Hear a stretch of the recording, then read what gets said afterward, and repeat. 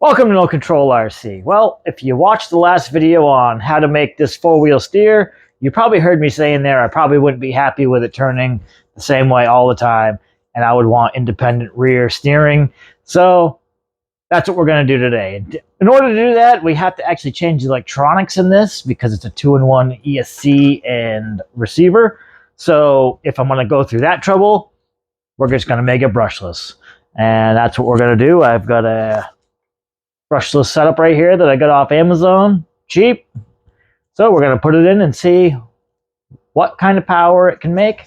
How much faster will it go? Because these top out at like 15 miles an hour before. What will it get being brushless?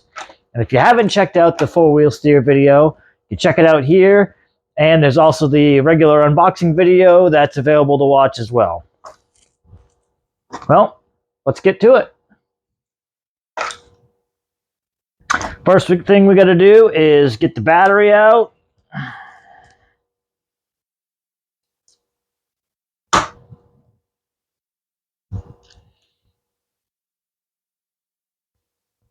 Get this Y connector harness out.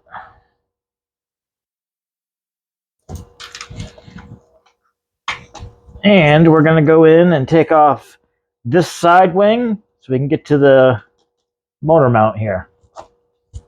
Let's get to it.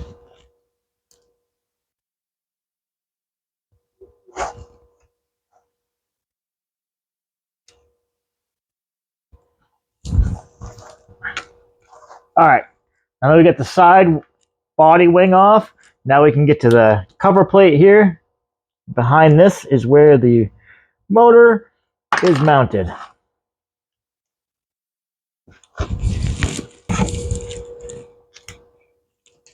All right, 3 screws removes the cover. And as you can see here, got the grease that is kind of not really doing much. Does have the idler gear here, and then the mini push drive is down below. What we need to do is get this pinion gear off, and then we get those 2 bolts out. We can slide that motor right out. We will have to take the wing off the other side as well to be able to pull the motor out. So we'll get that done. All right, other side wing off. Now we have these 2 screws out. Now, from the back side, we should be able to get a clear shot to pull the motor out. Looks like we might need to remove this battery tray, though, to get access.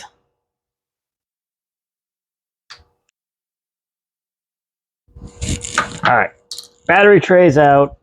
Now we got access to the wires underneath. We got some crazy pinch job going on here. But now, as you can see, the engine comes right out, and we only have to cut one of these because we're going to pull the system all out as one, because we are not using the motor or ESC. All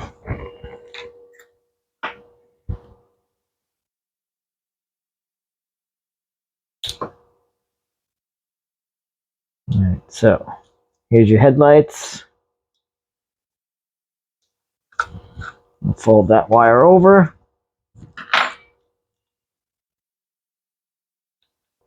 And there you go. There's the whole ESC and motor setup, receiver built in. We're going to put this aside in case we ever want to go back to it. You never know.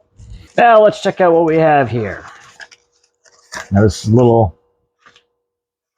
setup that I have used some like before. Basic, it's only good for 2S, but that's all we should need in here. This was under $25 on Amazon. So let's see what we can do with it. Now the factory ESC was screwed on and double-sided tape. They really didn't want that thing going anywhere. But we're going to need this setup here because it holds stuff in. And it is what the side wings actually screw into. So we're going to have to retain that, but that'll work out anyway because we need a place to mount our new ESC, and maybe we'll be able to find enough room to mount our receiver as well. So as you can see now, we have the brushless motor installed. I stole the pinion gear off the factory brushed motor and put it on the brushless one. And as you can see, we got the brushless motor screwed in and installed exactly how the brushed motor came out. So that, super easy. Make sure nothing's binding when you put it in, everything's good. Now they did have a lot of grease in here, and I lost a lot of it when I was taking stuff out. So I'm going to get a little ball of grease and I'm going to put it right on there and replenish what we removed. Now as you can see, we put a dab of grease in there to replace what we lost. You don't want to use too much, but if it was in there from the factory, replace what you took out. Now we can recover this setup here so that the dirt stays out of it, and it actually holds the idler gear in place as well with bearings. You do have to replace both wings and double side tape the ESC and receiver to the box. Now as we get on that, be super simple, and we'll be right back. All right, so here it is. We have it all together. It was super easy. It was literally pull out the old stuff, this stuff, plug in the new brushless one, reuse the pinion gear, fit right on, snug it down, double side tape the ESC on, the receiver on, plug everything in. Now we have a charged battery and it's plugged in, and I'm waiting to put the battery box in until we make sure everything actually works. We're going to turn it on right now, test it. If it works the way we think it should, then we can move forward and put the battery tray back in.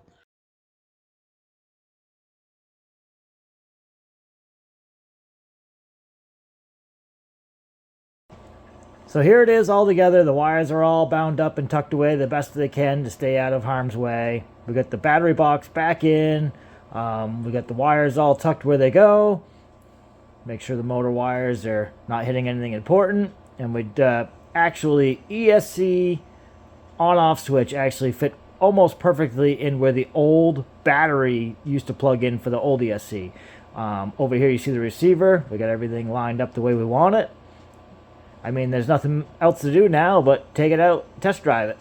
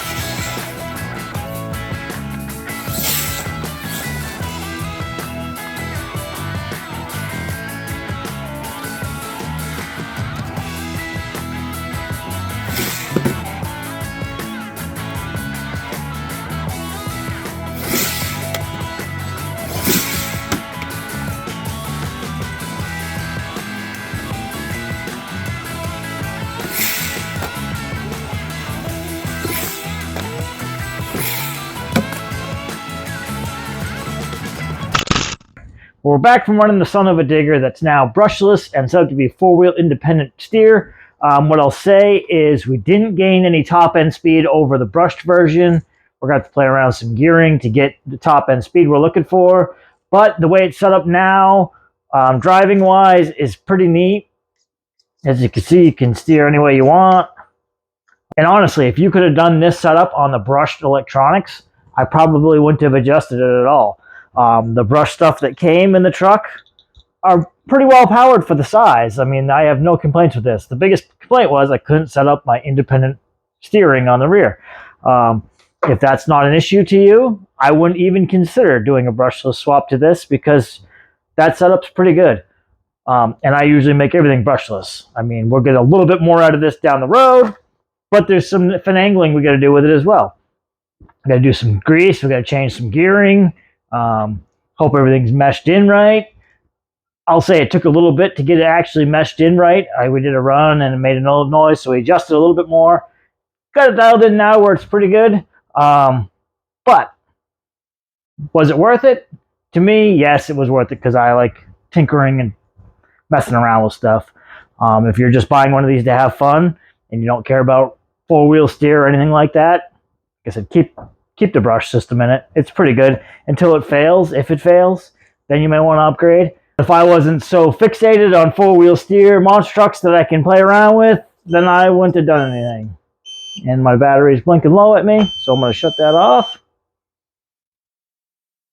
So, in conclusion, if you have one of these and you're happy with it, don't bother making a brushless unless you want to buy a really nice brush system for it. This was a cheap one off Amazon, $25 or so, $26. It works, and it did exactly what I was looking to do with it, being able to set up the way I want. That's about it, I'm going to say. In conclusion, we didn't gain any top-end speed. It went 15 before. It actually went 14 this time is the best I could get out of it. But I got it set up the way I want, and that's all that really matters. Please like, subscribe. If you want to see something done, you know, tell us. We'll try to do it. We try to do anything we can on the channel that's entertaining for you guys' purposes. You guys have been helping us grow. It's amazing. We really appreciate it. And have a nice day.